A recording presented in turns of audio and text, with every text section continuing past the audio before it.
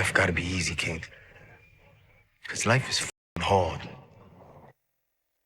Lou is finally back in Queens after a 2-month break over at Cedar Shores. I did always think I can see Lou having a bit of a redemption arc in season 4. I do think he was due one because of everything he's been through, from putting down D-Wiz, everything that went wrong with Scrappy's death, to then having to get rid of his moms. In season 2, there was also Ziza's death. The constant back and forth with Rock would have definitely sucked the life out of him, because you could clearly tell he'd never wanted to be in the game ever since he had to get rid of D-Wiz.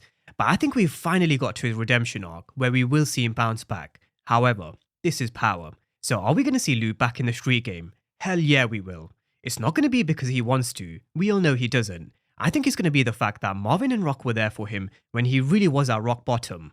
They paid for him to be at Cedar Shores to sober up, get clean, and get back to doing what he loves. And I do think there will be a time where he wants to repay the favour.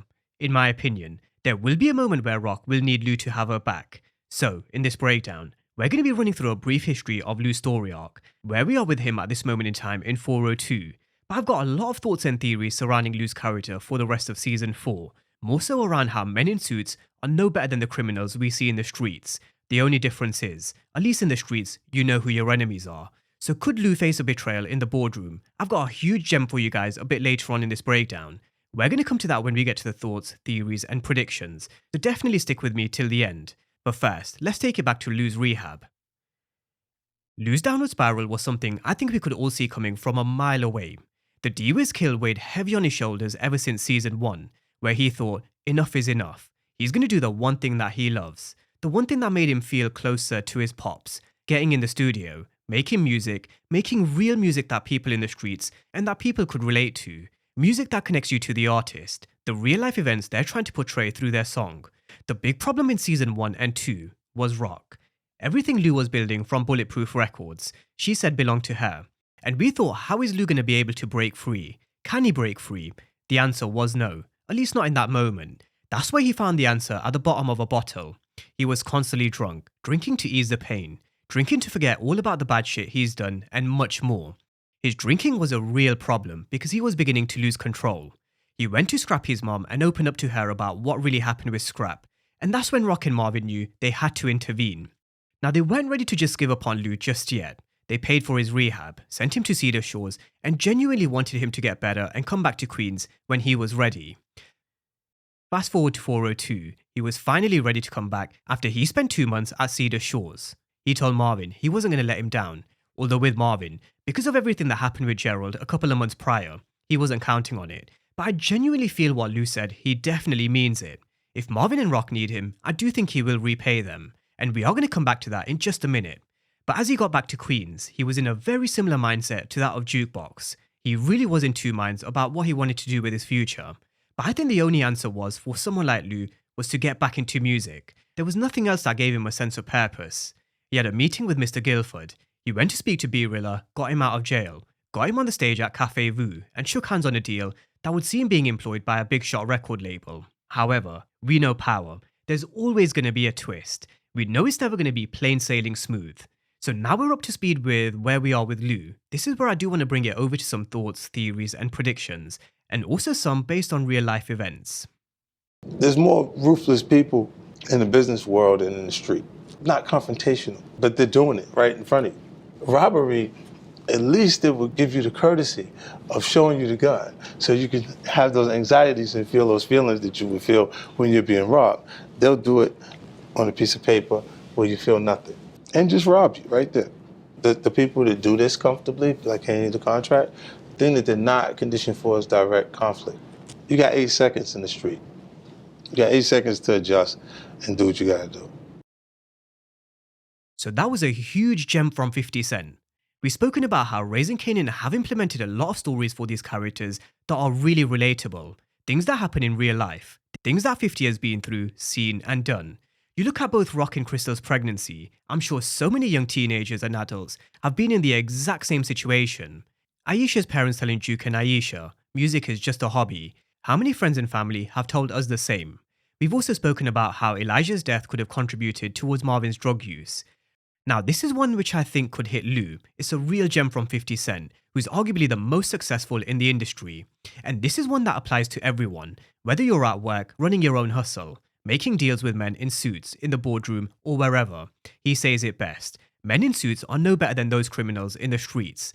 The men in the boardroom in suits and ties are going to rob you with a piece of paper right in front of you. They're worse than your enemies in the streets. At least with your enemies, you know who they are. They're not the ones stabbing you in your back. But with these guys in the boardroom with the contracts, they can end up being the real thieves because they're doing it right in front of you with a piece of paper. And I really wonder whether Luke could end up on the wrong side of a deal, where he gets done over by clauses in his contract, or he signs a particular contract which has certain stipulations, you know, the terms and conditions which always seem to get you. Like Monet once said in Power Book 2 Ghost, these men in suits in Wall Street have never wanted to see them do well. This happens in real life all the time. Sometimes it's not the one with the best talent who wins, or there are those in the boardroom who are ready to take advantage of those who probably don't know the ins and outs of the industry, so never get taken for a mug. Now, I would like to think Luke can stand his ground and not be taken for a fool. We've seen him make sure he wasn't taken for a fool by Crown, but these men in suits and ties can be very crafty, so definitely just worth keeping in mind. All may not be what it seems when it comes to the men Lou is now in business with. Now with B-Rilla, I do think this partnership will prove to be a challenge as well. B-Rilla is said to be incredibly talented, which we did see in 402, but he did serve a prison sentence for armed robbery, so he's also raw and volatile. So I do think there will be moments with B-Rilla which prove to be challenging, and who knows whether it can work out in the long term. With Famous, he is someone you could mentor and nurture to get back on the right path. But is B-Rilla someone who could get back into the street shit? Probably does sound quite likely. So along with being aware of what happens in the boardroom with the men in suits and ties, his partnership with B-Rilla is also something to definitely keep in mind. Now, some of you may remember I mentioned in my breakdown 4401, Crystal was actually giving Kanan some good advice, and having the right woman by your side can really help you elevate. They of course do have to share your vision, ambition, and your goals, and the fact that Lou is going to end up finding another love interest who is in the same industry as he is in, maybe that does give him a bit of hope. Maybe Imani is someone who shares his vision, helps keep him on the right path whenever he feels like giving up, or whenever he doubts himself, because those moments definitely happen. There are going to be moments where we all doubt ourselves, but for Lou, having someone like Imani Okoye by his side could prove to be his rock. But let's talk about Lou potentially getting back to his old ways and a potential relapse. Now, one of the most obvious turns for people like Lou could be the fact he could relapse and go back to his old habit of drinking. Most recently, we've seen it in Force Season 2 with Kay Egan. She had a real sense of purpose, something that gave her hope, which was her grandson, D-Mac. But when you take away that hope, again, these things can sometimes happen. Things can be going really well. Your job, personal life, friendships, relationships. For Lou, things could be going really well in terms of music, his relationships, but then something may happen at the drop of a dime, where life just slaps you in the face, as it sometimes does, and that's the real test. Linking this back to one of my previous chapters in terms of the boardroom, it could potentially be a moment where he's betrayed by the men in suits, which could potentially make his character turn. So if and when that happens, how does he cope in that particular scenario? In my 402 breakdown, I mentioned how will Lou cope when he's on his own, with just his own thoughts. The real test starts here. I do think a relapse is never out the question, because there are so many small things that could trigger Lou going back to his old ways and old habit of drinking, such as being betrayed by the men in suits, his relationship with Imani Okoye, his relationship with B-Rilla, things taking a turn with music, and maybe a few more. So I do think a relapse is never out the equation, and I also think him getting back in the streets also isn't completely off the table either. I do think at some point in Season 4, Marvin will find himself in trouble. He has been Rock's go-to in recent times, but with him doing what he's doing with Stefano behind Rock's back, I wouldn't be surprised to see one of those backfire. He seems like he's in no mood to mess around with what happened with Gerald in Season 3, and it does seem like he is getting back to his ruthless self, which could land him in a huge heap of trouble. I wouldn't be surprised if he's gone for a short period where he does a short stint in jail, or where he has to lay low, where he's out the equation for a short period of time, which leaves Rock with no option but to turn to Lou. And this brings me full circle to the beginning of the breakdown. I do think Lou will feel like he owes Rock and Marvin, and with Rock's empire being on the verge of an all-out onslaught from Unique and his new crew, she could definitely do with Lou's help. So I can see him getting back into the streets, helping Rock and Marvin, being there for him like they were there for him towards the end of Season 3. They could have easily have given up on Lou. The easy thing would have been to get rid of a liability, because that's the honest truth. Lou was becoming a huge liability, but they stuck by their baby brother, and I do think Lou will stick by his siblings when the time comes, because best believe it definitely will. With that being said, let's talk about whether Lou could actually be in danger in season 4 in terms of being a major death. Now, I did purposely leave out Lou off my death predictions breakdown because I did think, why not tie it into his story arc? But could Lou really be a major death in season 4? I do think out of the Thomas siblings, if one of them were to go, then Lou would probably be the first. I do think they've given us the story of Elijah Thomas for a lot of reasons, but I do think E-Train's story is very reminiscent to what we've seen play out through Lou.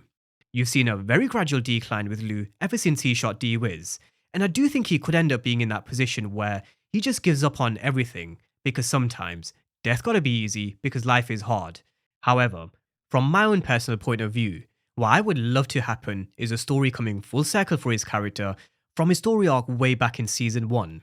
I recently mentioned in a comment that the writers of Raising Kanan are very attentive to detail. You look at all the real life stories they're implementing with these characters, how they're making them all really relatable, name dropping characters such as Ronnie and Ellie Tyler in season 1, only for them to appear later in season 3 and season 4. So, if I were writing Lou's story arc, if I were the one to write the end for his character, I'd bring it full circle and have D-Wiz's brother appear out of nowhere and be the one to take Lou off the chessboard, where at that moment, Lou's probably lost everything and where he probably wants to go, where he's ready to go. So if I were in the writer's room, I'd definitely bring it full circle to D-Wiz's brother, but also tying the story into something very similar to his father, E-Train. But do I think he's gone in season 4? I really do believe he will make it to season 5. But in season 5, I definitely think he is out of here. So season 5 is when I think I'll have him on my death predictions. But that's a breakdown of where we are with Lou's story arc at this moment in time after episode 402, and just some general thoughts and theories of how things could start taking a turn for his character. I do think we need to be very mindful of those men in suits. Could they look to take advantage of Lou? Could he potentially relapse, or could he get back into the streets and help Rock defend her empire and attack from Unique? I do think all the options we spoke about, they're all on the table for the rest of season 4. But drop all your thoughts down below in the comment section, and as always, thank you guys for watching, and I'll see you next time.